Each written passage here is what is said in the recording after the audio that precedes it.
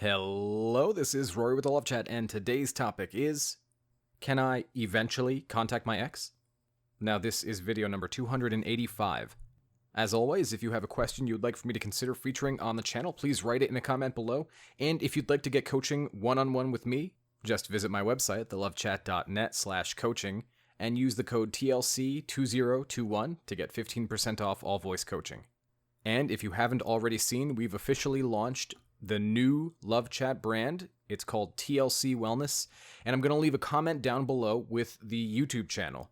This whole channel will be focused around self-love, self-work, self-help, and we always talk about it here on the Love Chat, but this next channel is going to be devoted entirely to how to do those things, right?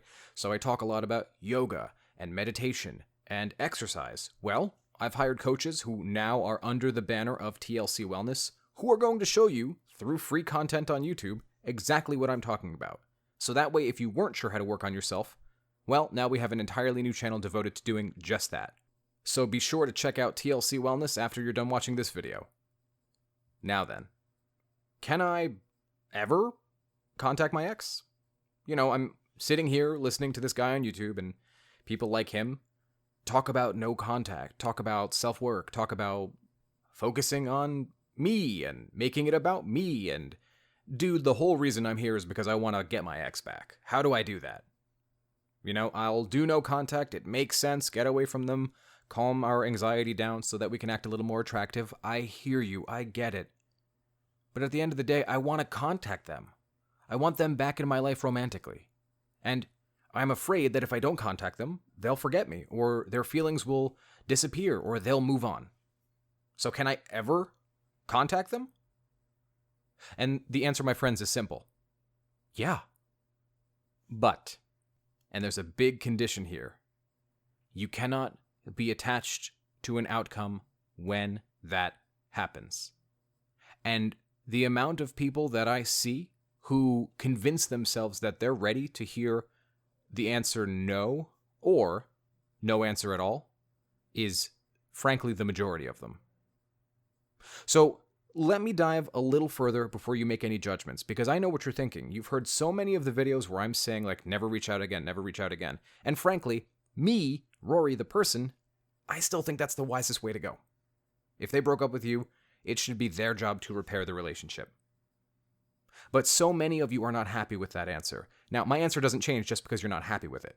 But I figured I would outline some conditions in this video so that you could have something else to think about, because ultimately this is advice. I can't control what you do. So if you're absolutely going to reach out and you're resolute and there's nothing I can do or say to talk you out of that idea, this should be the condition under which you reach out. But let it be clear, I still think it's a bad idea. So you've done no contact. You've worked on yourself. You can do yoga poses with the best of them. You've gone to mental health counseling. You've focused on yourself at the gym. You've done the work. And your anxiety practically doesn't exist anymore. And maybe you're even dating a couple of other people. You've truly worked on yourself. You've stopped watching these videos. You've stopped posting about your situation on Reddit or on YouTube. You let it go. But part of you still wants to reach out. That little part of you that you can't seem to squash. What's the big deal? I have a life. It's well-rounded. Here's the problem. You run the risk. It's a risk. We don't know if it's big or small. It changes for everybody. But it is a risk that if you reach out to your ex under the guise of romance and saying, hey, I'd love to see you. You know, it's been a while. We've both grown as people. I'd love to see what could happen again if you're interested. Now, if they tell you no, or they don't answer you, like I mentioned earlier, you run the risk of getting knocked all the way back to day one. You run the risk of restarting the addiction, the obsession that you worked so hard for months, possibly years, to get rid of. All to be blown away in one simple action of reaching out. I think it's a bad idea. But this video is, can I? And if I can, should I? Well, the should is obvious. The should is a huge no. Don't do it. It's not worth it. It's not worth the possibility that you undo all the healing you've worked so hard for. But if you're going to, here's a checklist of things that you should have taken care of. That way you know that if you do, you are risking as little as possible. And please understand, these are guidelines. These are not hard, fast rules. I can't make rules for something I don't agree with. The first, it should be at least half of the duration of your relationship. Why? Well, because more likely than not, you've been in a longer-term relationship, and if you haven't been, then it should be equal to at least 75% of the length of your relationship. So, I'm just going to throw basic ideas out there, guys. I don't want you to get married to specific numbers and sit at home doing formulaic equations about how to make this work. If you dated for a year, wait at least 5-6 months to reach out. If you dated for 3 months, wait a month and a half, 2 months to reach out.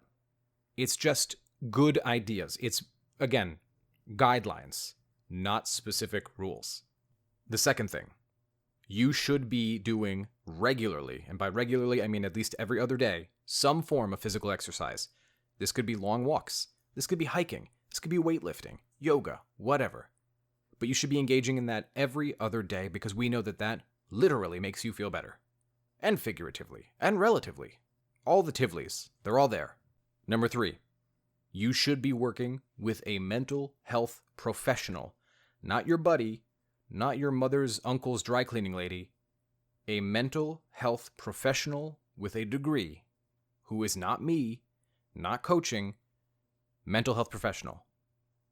That way, God forbid something doesn't go well, you have that surrounding of support and love, and from also your friends and your family, you should be ready to hear the answer no. In fact, you should assume you're going to get the answer no. Now let's be clear, because many of you are fresh out of a breakup listening to this video, and this video might panic you a little bit when I say things like, you should prepare to say no. But for those of you who have listened to enough of my videos, you know that I do not subscribe to the idea of hope, because hope is a creation. It doesn't exist. We make it.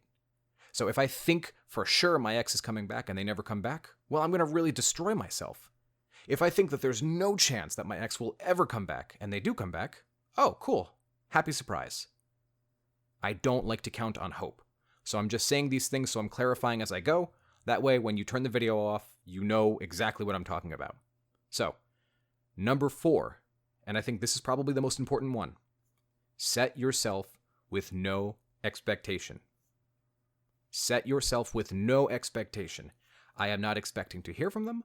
I am not expecting to hear yes or no. I'm just expecting nothing. This is the most difficult one. One of the easiest ways to get yourself there is meditation, right? Just meditating on a theme, peace, calm. And if you need help with meditation, be sure to check out TLC Wellness, because Coach Katie's going to be doing a lot of videos on meditation, so it works out perfectly. If you have assembled everything I just spoke about, and you're living a well-rounded life, and you have things to do, and you have people to talk to, and maybe you're even doing a little bit of dating, and you're not putting all your happiness eggs in the same basket as last time, which was your ex, and you're not really risking anything, and you're okay hearing no, truly, and you've sat yourself down and you know you're not lying to yourself, then that would be the wisest way to reach out if you're going to. But to be clear, I do not recommend reaching out. Your ex broke up with you, it should be their job to reach out to you. If the breakup was very reasonably your fault, and you've already communicated to your ex that you are willing to work on it, you are willing to change, all you're doing is putting the ball back in their court. Meaning they know your intentions, and it's your job to carry through on your intentions of doing the personal work, because it's for you, it's not for them. I made this video for those of you that ask day and night, can't I ever at any point reach out? If it's been 7 months, I can't reach out. And really, my answer to those people is usually, 7 months from now, you're not going to want to if you follow what I say. If you've been really hitting the personal work and living your life and fleshing your life out, I highly doubt you're going to want to reach out. You want to reach out today.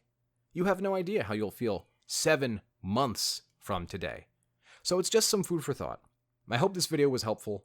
And of course, if you think that you're going to reach out against every piece of advice I've given you, well, come work with me and maybe we can hopefully do some damage control and figure out the best, safest, and least risky way for you to do that.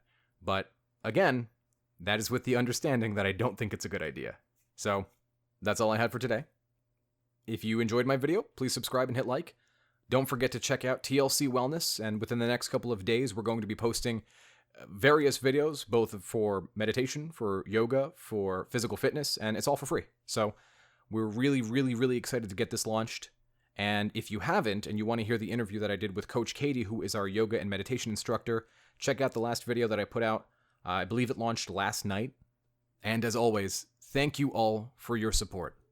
It means so very much that I'm able to share my self-help journey with you all, and that you all, in turn, are able to get benefit from me. It's been a nice relationship. I think I'll stick around. Until next time.